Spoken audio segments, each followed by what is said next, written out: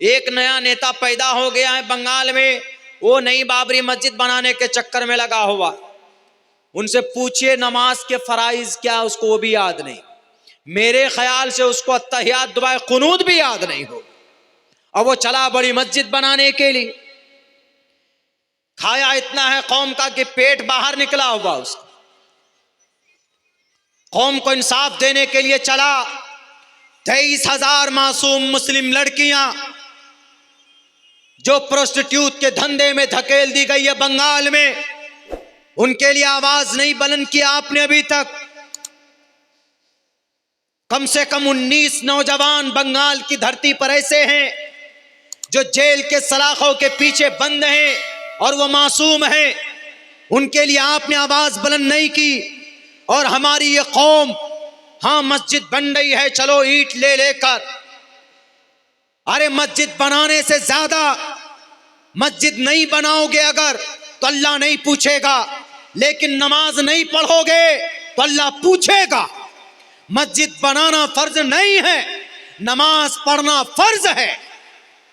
नमाज पढ़ने के लिए अगर आपको कोई मस्जिद या कोई दीवार न मिले तो किसी बयाबान जंगल में किसी दरख्त के नीचे पाक और पवित्र जमीन के ऊपर भी नमाज पढ़ोगे तो नमाज कबूल हो जाएगी आपकी।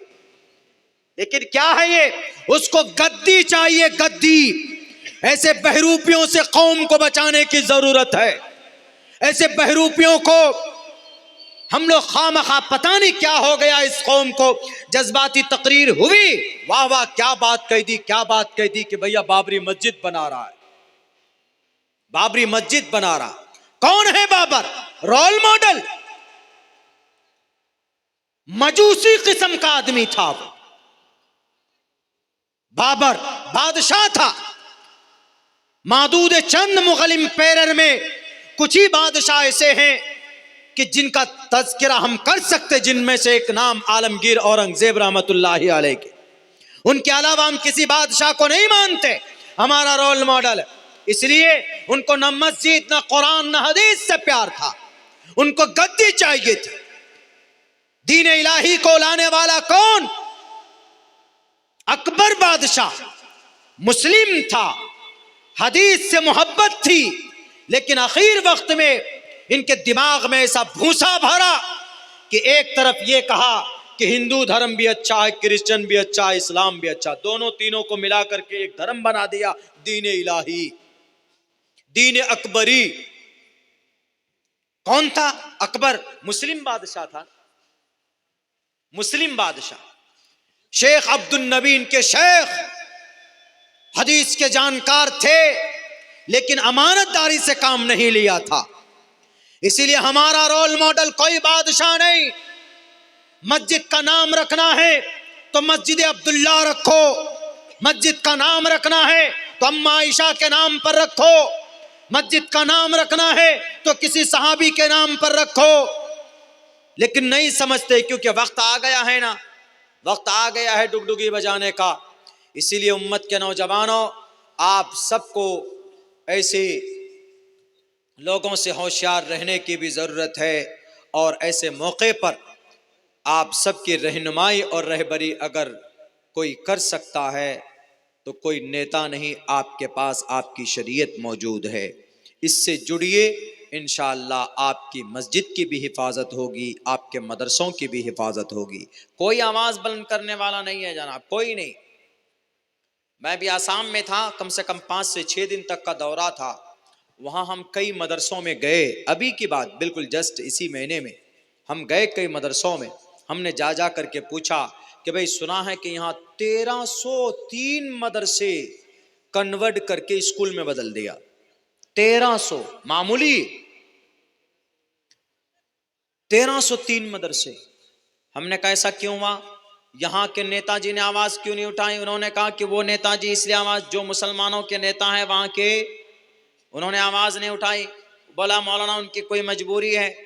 हमने कहा तो आप लोगों ने कहा कि भाई डंडा चला है सब पर, हम लोग मजबूर हो गए, हम लोगों ने भी देखिए हमारे मदरसे चेंज कर दिए गए। यानी उनमें से वो जो बोर्ड के मदरसे थे जिनको ग्रांट दिया जाता था, अब वहाँ उन मदरसों के अंदर उनकी मर्जी के मुताबिक सिलेबस और निज़ाम तय किया गया है। जहाँ कुरान पढ़ाया जाता है तो वहीं पर वो लोग गीता भी पढ़ाते हैं। बल्कि बाज़ जगहों पे तो कहा कि कुरान के ऊपर में बहुत सारे इल्ज़ामात है, बहुत सारे आरोप है, इस कुरान को बंद कर दो, गीता पढ़ाएंगे। गीता में अच्छी बात है, हालांकि गीता के पहले मंत्र में जंग है, जिहाद है, धर्म क्षेत्रे कुरुक्षेत्रे समवेतायुत्सवः मामका पांडवाश्च किम कुर्वत संजय। जंग है।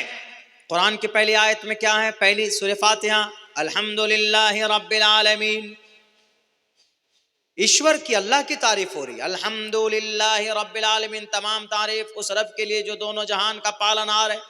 अर्रहमानिर रहीम मालिकी यौमिद्दीन, इय्याका नअबुदु व इय्याका नस्तईन, इहदिनस सिरातल मुस्तकीम सिरातल लज़ीना अनअमता अलैहिम गैरिल मग़ज़ूबि अलैहिम वलद्दाल्लीन। पूरी सूरह फातिहा पढ़ो, यहाँ तक कि आप सूरह बकरा की एक रुकू पढ़ लीजिए, अलिफ लाम मीम ज़ालिकल किताबु ला रैब फ़ीहि हुदल लिल मुत्तक़ीन अल्लज़ीना युमिनूना बिल गैबि व युक़ीमूना अस्सलाता व मिम्मा रज़क़नाहुम युनफ़िक़ून। पूरी सूरत पढ़ लीजिए, एक रुकू तक पढ़ लीजिए, कहीं पर भी एक लफ्ज़ जंग, लड़ाई, मार पर नहीं है। सूरह फातिहा में तो अल्लाह की बड़ाई है, फिर एक दुआ है, फिर पनाह मांगी गई है मग़ज़ूब कौम से, भटके हुए कौम से। इतना अच्छा पैगाम इस कुरान का। एक दो आयतें उनकी समझ में नहीं आए तो इसी पर इल्ज़ाम लगा दिया कि कुरान बंद करो। इसीलिए मुजरिम हम लोग भी, हमारे स्कॉलर भी कुछ न कुछ चूक उनसे हुई, हमारे दानिश्वरों से। कुरान में जो मज़ामीन है जिसके ऊपर ऑब्जेक्शन हो सकता, उसको दूध का दूध, पानी के पानी तरह करके पेश करना चाहिए लोगों के सामने। जैसे फकुलू मिम्मा गनिमतुम, इस आयत का तर्जमा क्या करते हैं हिंदू पता है? देखिए कुरान में है हिंदू का माल लूटो और खाओ, फकुलू खाओ, मिम्मा गनिमतुम लूट कर। कितना गलत तर्जमा है। और इसमें हिंदू अपनी तरफ से मिला देते, फकुलू फेले अमर है, खाओ, अकल या अकुलू, अकलन के माने खाना, फकुलू पस खाओ, मिम्मा गनिमतुम, गनम यगनिमु के मतलब जो माल तुमको मैदाने जंग में जीता है तुमने, वो माल को तुम खा सकते हो। ये तर्जमा है। लफ्ज़ हिंदू कहीं नहीं और लफ्ज़ लूट कहीं नहीं। लेकिन इसका क्या तर्जमा करते हैं लोग? विश्व हिंद परिषद के नौजवानों के दिमाग में भरा गया कि कुरान की ये आयत का ये मतलब है। तो अब हमारी क्या जिम्मेदारी बनती है? हमारी जिम्मेदारी ये बनती है कि इस आयत का ये मतलब नहीं है। जहां तक हो सके वीडियो के जरिए, यूट्यूब के जरिए, फेसबुक के जरिए, सोशल मीडिया के जरिए से, चूंकि वहीं से फितना फैलाया जाता, तो इन जगहों से हम दीन की इशाअत और दीन पर, कुरान और हदीस पर लगे हुए एतराज का जवाब दे सकते हैं। बिल्कुल ममानियत नहीं है। हालांकि कुछ लोगों ने एतराज किया कि वीडियो नहीं बनना चाहिए, लेकिन कुछ लोग क्या जो कुरान को बदनाम कर रहे हैं वीडियो बनाकर, तो उसको उसी जगह से जवाब दे सकते जबकि इसकी इजाजत है। तो फकुलू मिम्मा गनिमतुम का तर्जमा क्या करेंगे आप? कैसे समझाएंगे? मैंने पढ़ा है वो मंत्र, वो कहा गया कि रुद्र वो गिरीवा शरैत पिशाच अव ब्रह्मा दुविशो जई तुवम तूर्य तरुषता सत्यम विभाजनी, तरुषता सत्यम विभाजनी, शत्रु को मारो और शत्रु से बचा हुआ माल जो है विभाजनी, वो बांट लो, आपस में खा लो। इसी को कुरान में यूं अरबी में कहा गया फकुलू मिम्मा गनिमतुम। पहले जमाने में ऐसा होता था, लड़ाई होती थी दो बादशाह के बीच में, एक जीतता था एक हारता था। जो जीता, हारने वाले बादशाह के टोटल चीज पर जीतने वाले का कब्जा होता था। इसी को माले गनीमत बोलते। लेकिन इस आयत में लफ्ज हिंदू घुसेड़ कर इसका मतलब बदलने की कोशिश की, तो हमारी जिम्मेदारी बनती कि इसकी वजाहत करें। हम लोग बहुत बाद में जागते, बहुत बाद में जागते।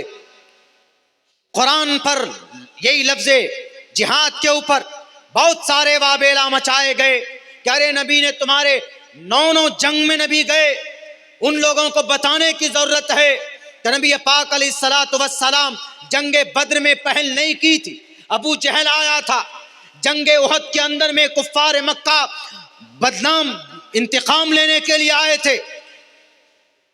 कम से कम 9 जंग में आप अलैहिस्सलाम गए, लेकिन जरा बताओ मोहम्मद रसूलुल्लाह ने अपने तलवार से किसी को मारा क्या? नहीं मारा। और जब कोई किसी की जान की जान आ जाए खतरे पे तो उसकी जान की अपनी हिफाजत के लिए मैदान में निकलना पड़ता। नबी ने यही काम किया। अगर ये पाप है, ऐसा करना गुनाह है, तो फिर क्या कहेंगे आप कि हमारे भारत में बाहर से पड़ोसी मुल्क से आतंकवाद आता है और हमारा भारत का फौज उसको मुकाबला ना करे, जवाब ना दे, तो देश लुट जाएगा, देश खत्म हो जाएगा।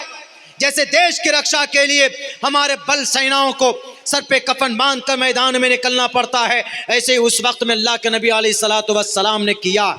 वरना जनाब मोहम्मद रसूलुल्लाह सल्लल्लाहु अलैहि वसल्लम की 15 साल की जिंदगी में ऐसी कौन सी तकलीफ नहीं है जिसको बर्दाश्त न किया।